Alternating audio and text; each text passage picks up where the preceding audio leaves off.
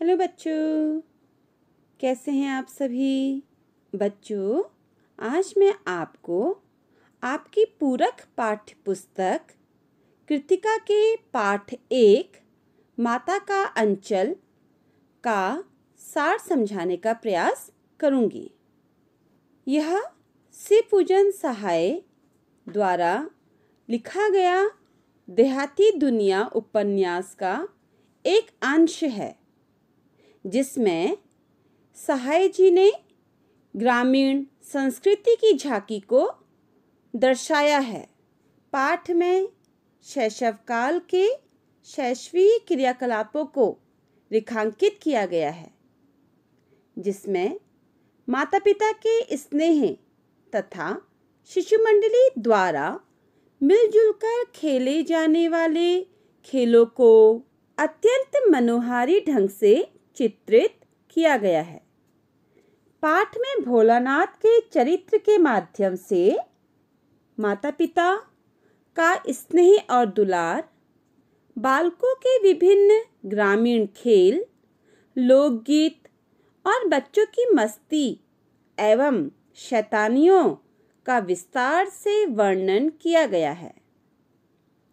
इसमें इस तथ्य को भी स्पष्ट किया गया है कि बच्चे का माँ से अधिक जुड़ाव होता है, भले ही वह अपने पिता के साथ अधिक समय बिताए, किंतु परेशानी के समय उसे माँ का आंचल ही शांति देता है।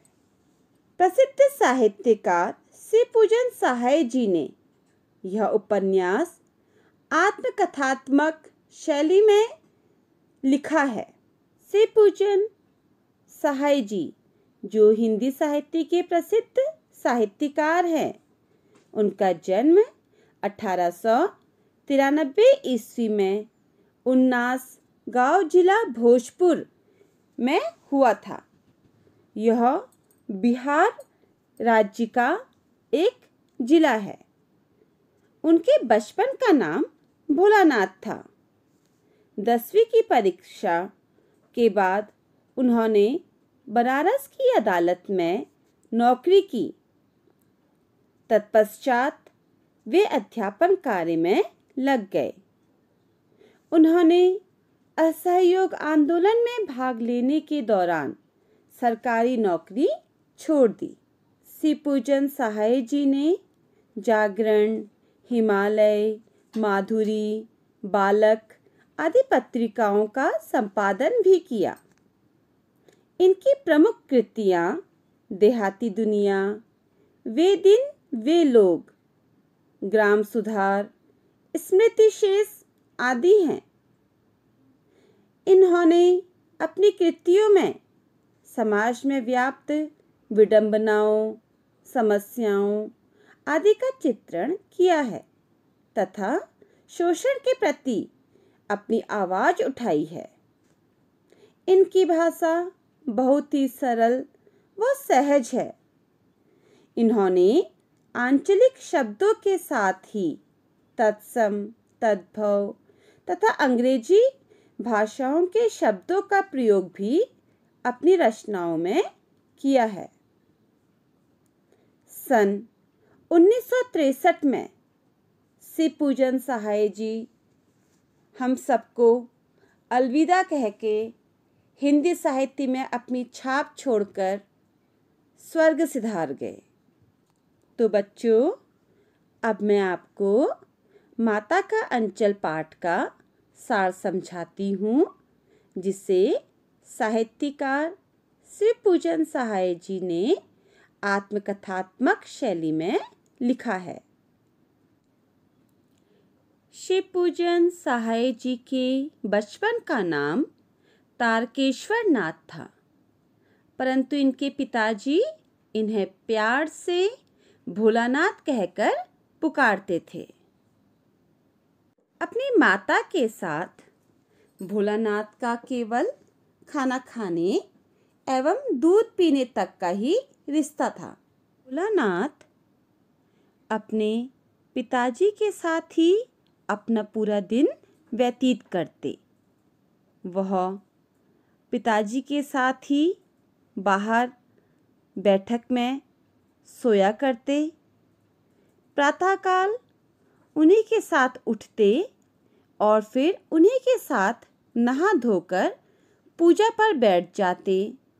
पूजा के बाद उनके पिताजी राम नाम बही खाते पर 1000 राम नाम लिखते। उस समय भी भोलानाथ पिताजी के साथ ही रहते। कभी कभी भोलानाथ और उनके पिताजी के बीच खेल खेल में कुश्ती हो जाती। पिताजी पीठ के बल लेट जाते और भोलानाथ उनकी छाती पर चढ़कर उनकी लंबी लंबी मूछें उखाड़ने लगते। तो पिताजी हंसते हंसते उनके हाथों को मूछों से छुड़ाकर उसे चूम लेते। भोलानाथ के पिताजी उसे अपने हाथ से खाना भी खिलाते। वह उन्हें बड़े शौक से गोरस और भात सानकर खिलाते थे। बच्चों, गोरस मतलब गाय का दूध।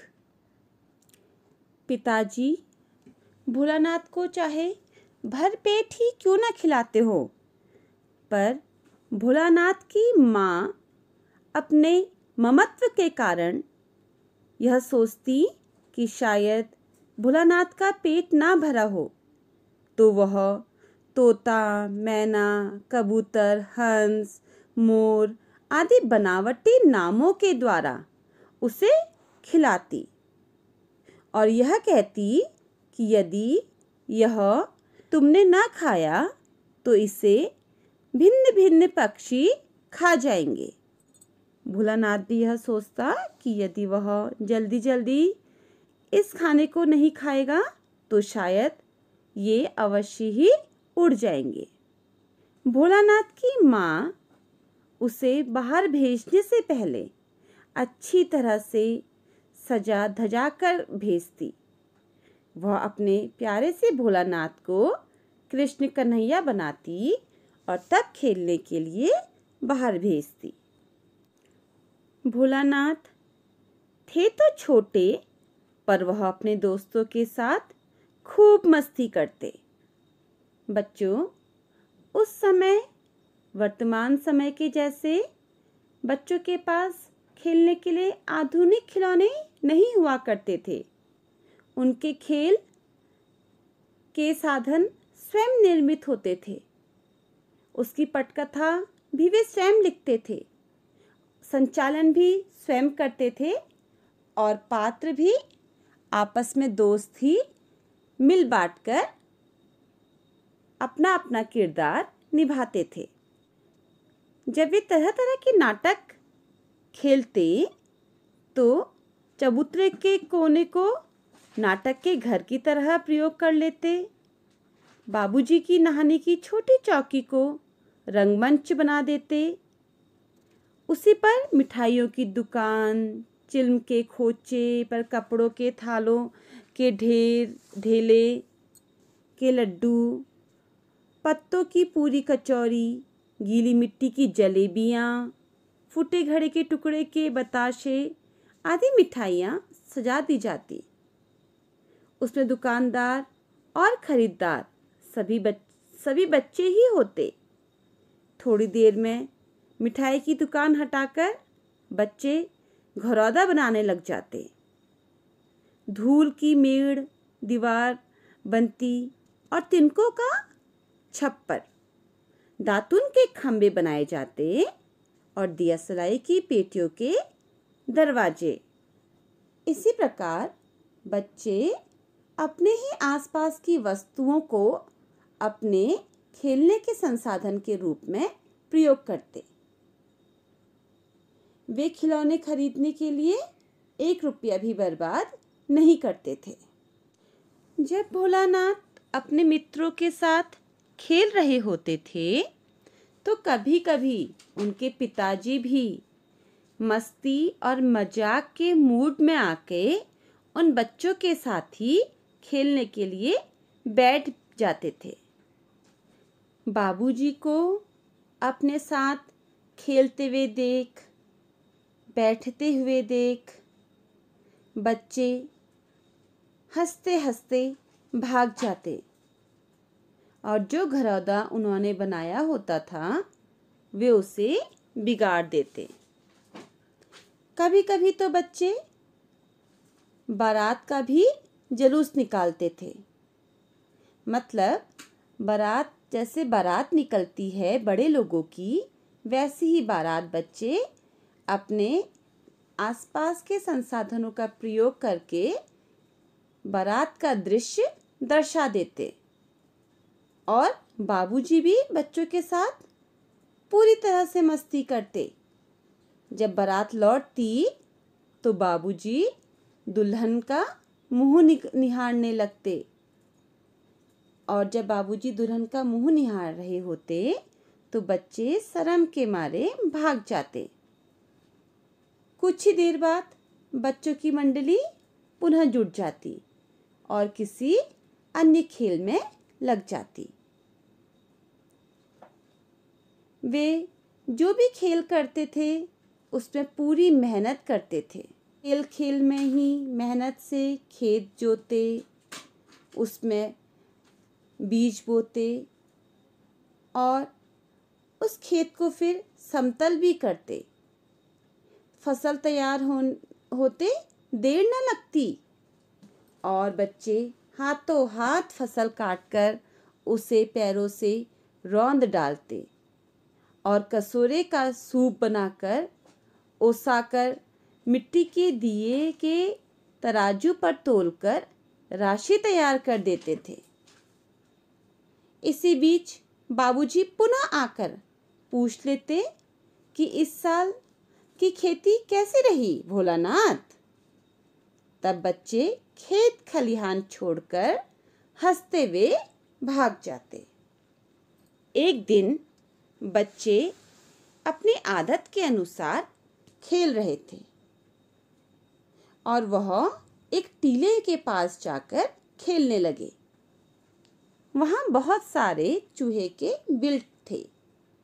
बच्चों ने खेल खेल में ही एक बिल पर पानी डाल दिया और उस बिल से एक बहुत ही बड़ा काला सांप निकल आया, जिसे देख बच्चे डर गए और रोते चिल्लाते सब बेतहाशा होकर भागे। भोलानाथ भी सांप से बचते हुए तेजी से भागा। उसके पैर में उस समय चप्पल नहीं थी। वह इतना भयभीत था कि जगह जगह गिर रहा था, जिसके कारण उसके शरीर से खून बहने लगा। चप्पल ना होने के कारण पैर के तलवे कांटों से छन्नी हो गए। वह दौड़ता हुआ आया और घर में घुस गया। उस समय बाबूजी बैठक के ओसारे में हुक्का गुड़गुड़ा रहे थे। उन्होंने भोलानाथ को बहुत पुकारा, पर भोलानाथ उनकी आवाज अनसुनी करके माँ के पास भागा और वह रोते रोते माँ के आंचल से लिपट गया। वह इतना रो रहा था कि उसकी सिसकियां कम होने का नाम ही नहीं ले रही थी। इस भोलानाथ को इस तरह रोता हुआ देखकर माता पिता दोनों ही भयभीत हो गए और माँ अपनी ममता के कारण स्वयं भी भोलानाथ के साथ रोने लगी। सबके सब काम छोड़ करके भोलानाथ के पास बैठ गए। झटपट उसे हल्दी वाला दूध पिलाया गया। उसके घावों में भी हल्दी पीसकर लगाई गई। भोलानाथ इतना ज्यादा डरा हुआ था कि डर के कारण उसके मुंह से सांप तक नहीं निकल पा रहा था। भोलानाथ की इस दशा को देखकर माता पिता का चिंता के मारे बुरा हाल था। पिताजी ने कई बार भोलानाथ को स्नेह से सहलाया और अपनी गोद में लेना चाहा, पर भोलानाथ माँ की गोद से पिताजी की गोद में नहीं गया। भोलानाथ ने अपनी माता का अंचल नहीं छोड़ा। बच्चों, भोलानाथ का अपनी माँ का आंचल नहीं छोड़ना हमें इस तथ्य को स्पष्ट कराता है कि जब बच्चा परेशानी में हो, डरा हुआ हो, उस समय उसकी माँ का आंचल ही उसे शांति देता है। तो बच्चों, देहाती दुनिया उपन्यास के इस अंश माता का अंचल में श्री पूजन सहाय जी ने अपने बचपन का एक दृश्य हमसे साझा किया है। मुझे पूरी उम्मीद है कि आपको पाठ का सार समझ में आया होगा।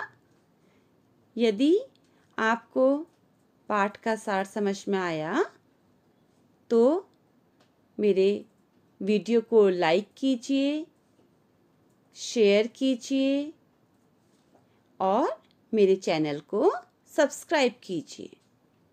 धन्यवाद बच्चों।